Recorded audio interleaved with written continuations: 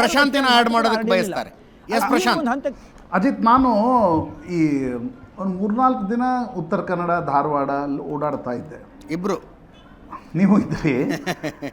ಅನೇಕ ಜನರ ಜೊತೆ ಮಾತನಾಡ್ತಾ ಇರ್ತಕ್ಕಂಥ ಸಂದರ್ಭದಲ್ಲಿ ಕಂಡು ಬಂದ ನೋಡಿ, ಯಾಕೆ ಡಿ ಕೆ ಶಿವಕುಮಾರ್ ಮಾತನಾಡಿದರು ಧರ್ಮಸ್ಥಳದ ಬಗ್ಗೆ, ಬೇಳೂರು ಗೋಪಾಲಕೃಷ್ಣ, ಒಂದಿಷ್ಟು ಎಮ್.ಎಲ್.ಎಗಳು ಕರಾವಳಿ ಭಾಗದವರು, ಮಲೆನಾಡು ಭಾಗದವರು ಮಾತನಾಡಿದರು ಅಂತಕ್ಕಂಥದ್ರ ಬಗ್ಗೆ ನನಗೂ ಪೊಲಿಟಿಕಲಿ ಯಾಕೆ ಅವರು ಮಾತನಾಡಿದರು ಈಗ ಅಂತಕ್ಕಂಥದ್ರ ಬಗ್ಗೆ ದ್ವಂದ್ವಗಳಿದ್ವು. ಎಸ್, ಆದರೆ ತಳಮಟ್ಟದಲ್ಲಿ ಹೋದಾಗ ಕಂಡದ್ದೇನು ಅಂತಂದರೆ, ಪ್ಯೂರ್ಲಿ ಪಾಲಿಟಿಕ್ಸ್ ದೃಷ್ಟಿಯಿಂದ ಯೋಚನೆ ಮಾಡೋಣ.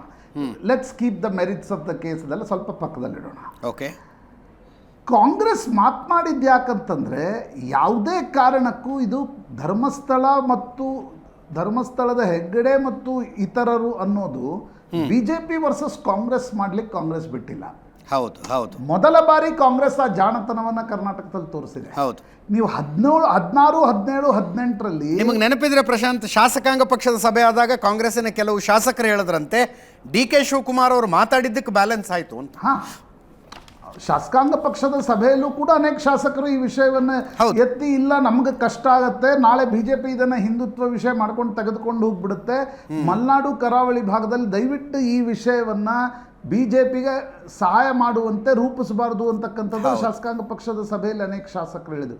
ಹೀಗಾಗಿ ಬಿಜೆಪಿ ಇವತ್ತು ಎಷ್ಟೇ ಮುಂದೆ ಹೆಜ್ಜೆ ಇಟ್ಟು ಈ ಹೋರಾಟವನ್ನು ಅಪ್ರೋಪ್ರಿಯೇಟ್ ಮಾಡೋ ಪ್ರಯತ್ನವನ್ನು ಮಾಡಿದರೂ ಕೂಡ ಇದು ಕೆಳಗಡೆ ಕಾಂಗ್ರೆಸ್ ಬಿಜೆಪಿ ಆಗ್ತಾ ಇಲ್ಲ, ಧರ್ಮಸ್ಥಳ ಮತ್ತು ಇತರರು ಹೋರಾಟ ಆಗ್ತಾ ಇದೆ. ಹೌದು, ಆ ದೃಷ್ಟಿಕೋನದಿಂದ ಬಿಜೆಪಿ ಇದನ್ನು ಎಲ್ಲಿವರೆಗೆ ತೆಗೆದುಕೊಂಡು ಹೋಗುತ್ತೆ?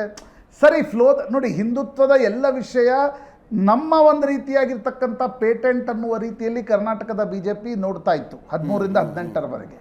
ಆದರೆ ಇಲ್ಲಿ ಡಿ ಕೆ ಶಿವಕುಮಾರ್ ಬಂದು ನಿಂತ ಮೇಲೆ ಕಳೆದ 6 ತಿಂಗಳಲ್ಲಿ ಹಿಂದುತ್ವದ ವಿಷಯ ಬಂದಾಗ ಕರ್ನಾಟಕದ ಬಿಜೆಪಿ ನಾಯಕರಿಗಿಂತ ಹೆಚ್ಚು ವೋಕಲ್ ಆಗಿ ಡಿ ಕೆ ಶಿವಕುಮಾರ್ ಮಾತನಾಡ್ತಾ ಇದ್ದಾರೆ.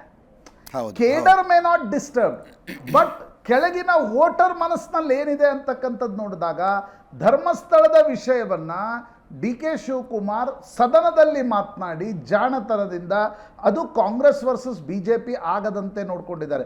ಹೀಗಾಗಿ ಬಿಜೆಪಿ ಈ ಹೋರಾಟವನ್ನು ಎಲ್ಲಿವರೆಗೆ ತೆಗೆದುಕೊಂಡು ಹೋಗುತ್ತೆ? ಈಗ ಹರೀಶ್ ಪೂಂಜಾ, ಬ್ರಿಜೇಶ್ ಚೌಟ ಬಗ್ಗೆ ಹೇಳ್ತಾ ಇದ್ರು. ಸ್ಥಳೀಯವಾಗಿ ಒಂದಿಷ್ಟು ಸಮಸ್ಯೆಗಳು ಕೂಡ ನಿಶ್ಚಿತವಾಗಿ ಅಲ್ಲಿವೆ.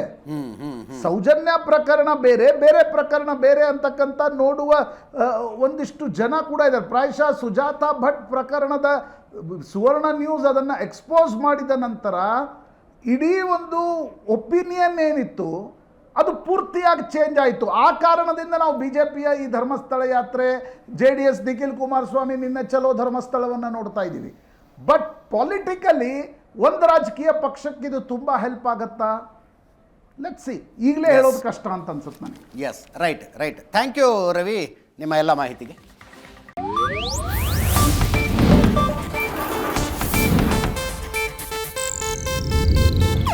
ಇದು ಏಷ್ಯಾನೆಟ್ ನ್ಯೂಸ್ ನೆಟ್ವರ್ಕ್ ಪ್ರಸ್ತುತಿ.